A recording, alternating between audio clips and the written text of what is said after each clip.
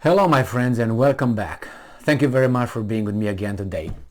I've been waiting for this for some time, not that I was eager, but I knew it will come. And that is, some nations still have balls, and in this case Poland kept its balls over there and they are striking back. The European Union and the Americans are using Poland for certain reasons, but Poland is, looking for its own interests, which that's the way it should be, for its national interest. In this case, if you know how things work in the European Union, the Brussels gives you money for certain projects if you change certain things in your culture, in your, values, in your things like this. And if you don't, they don't give you that money. They give that money to someone else who's changing that. Well, Poland has this government. It's they call it here far right, but I don't know. It's a certain kind of government, a little bit to the right. And they said, okay, we're gonna. They were supposed to receive some money for COVID and all that, but Brussels said, we're not going to give it to you because you need to do some little changes in your justice system.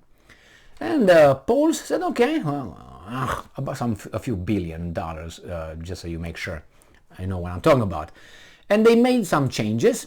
And now the problem is the Poles said, you know what, we made enough. We're not going to make any more changes. Screw you. Now let's see what's going on actually in Europe. So this article comes from Sputnik. It's from yesterday, the 6th of November 2022. Warsaw will no longer make concessions to European Commission, Polish president says. Ooh, interesting. Poland will no longer make concessions to the European Commission, President Andrzej Duda said on Sunday. In June, the European Commission approved the post-COVID recovery plan for Poland, allocating over 35 billion euros, which is $34.9 billion, for this purpose. So the Poles got the money and then they say bye-bye, that's it. And the Polish plan, KPO, was approved with a delay despite the EU's continued claims that Warsaw wasn't complying with the European rule of law. But they washed their sins supporting the war in Ukraine, so United States smacked Ursula over her ear and said, you gotta do it. So the Polish plan, KPO, was approved with a delay despite the EU's continued claim that Warsaw wasn't complying with the European rule of law. However, European Commission President Ursula von der Leyen said later that the European Union would allocate the KPO funds to Poland only if the country implemented the reforms required by the bloc. No, it's not required by the bloc, it's required by the Commission from Brussels. I don't think Romanians are requiring the Poles to do all those changes, because Romania did the same thing, the same request from the same guys of Brussels. It doesn't work that way. Required by the bloc, not by the bloc, by some weasels who make all these policies for everyone else. Unbelievable, but it is believable if you look at it the way it should be looked at. And I'm quoting, I will no longer take any response steps to proposals from that side. As far as I know, we have met all the concessions to receive money under the KPO. Our spending plan has been approved. We are waiting for the payment. Duda said in an interview with Polish media. So they said, well, we did our part of the deal. We brought the body, now you give us the money.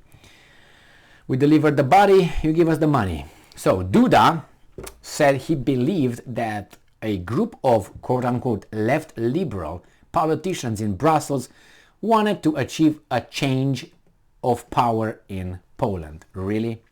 Yes. And in November of last year, the European Commission froze 100 million euros in EU funding to Poland due to Warsaw's refusal to comply with the decision of a EU court to terminate the activities of a Polish disciplinary chamber of the Supreme Court. On July 15th, Warsaw adopted amendments to the law on the Supreme Court and terminated the work of the disciplinary chamber. So they held their part of the deal. Now it's your time to provide us with that.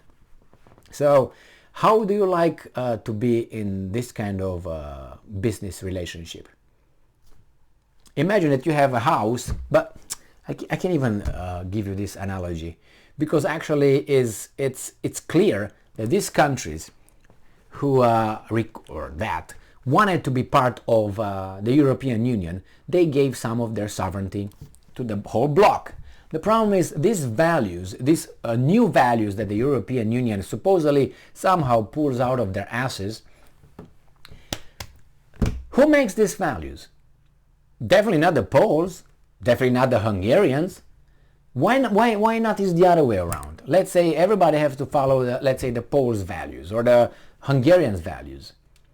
This is a racket, and it's. I thought that values cannot be imposed on other people, and they say rights. This is a human right. This is a human right. That's a human right. Well, sometimes your human rights actually oppose my, or I don't know, violate my traditions. What are we going to do about it? Change our traditions for you? Yes. We're going to give you money. Okay, we change it. So that's the way it works. They support certain kind of leaders. They get elected, if you know what I mean. And then they say, yes, we're going to change this. We're going to make these little laws here. We're going to make this policy here. Give us the money. We're in power. And that's how it changes in this case, or Hungary's case, or any other case in Europe. They change cultures, traditions, not religions, but the religion is going to go at one point when it becomes too inconvenient for the guys in Brussels, because you can't serve two masters. So in this case, Brussels has to be supreme, reign supreme right here. I don't like this this kind of blackmail at all. You do this, I give you the money. And by the way, where does that money come from? Where is it coming from? From European Union? From what? European taxes? The European Bank? And the European banks has the money from where? It's unbelievable. This $35 billion euros, where are they from? I didn't know that Europe, is functioning in an economic, I don't know, how should I put it, profit. I don't think they do. Maybe one or two or three countries, but how about the rest? Anyway, the European Union, as Nigel Farage said many times, is the new Soviet Union. And you'll see this is going to disintegrate little by little, or maybe just in a violent, I don't know, decision of one or other countries. And you're going to see how hard it is to break out of jail, the European Union jail, when a country will say, you know what, we want to go in our way, we don't want to be with you anymore. Do you think that European Union will say, okay, it's fine? Look, as an example, Great Britain. Look how easy that was. And they're not even, they say, yeah, they're out. Always. But anyway, you got the United States who makes deals the cards there, so it's not European Union. But this, remember, values, money. If you change your values, I give you the money. Or your laws, or whatever we want. Great, great, great. Thank you very much for being with me again today. Stay strong, stay smart, look for the truth, and be just.